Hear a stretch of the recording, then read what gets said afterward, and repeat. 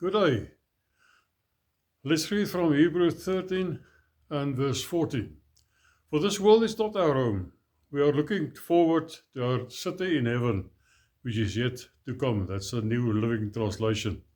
There's a story told about an old missionary couple who have been serving in Africa for years and who are returning home to retire. Their health was broken down, and as it turned out, on the same steamer ship that they were traveling on, had a very well-known passenger, President Teddy Roosevelt, who was returning home from a hunting expedition. As the passengers disembarked, a crowd of admirers gathered around, all to greet the President of the United States, and the band was playing, and cheers of the crowd were deafening.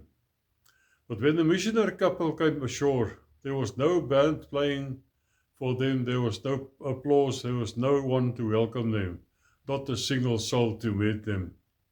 Discouraged, the husband buried his face in his hands and moaned and said to God, God, I didn't expect a band or a parade, but someone could have been sent just to welcome us home.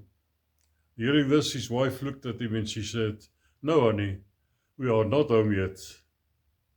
In following Christ, we live in a place that's not our home.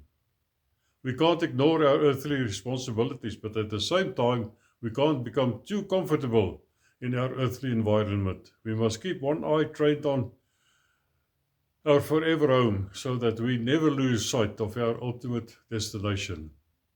This world is not my home, I'm just a passing through, says that beautiful chorus. But while we're here, let's make a big difference in it by winning souls for the kingdom of God. May God bless you.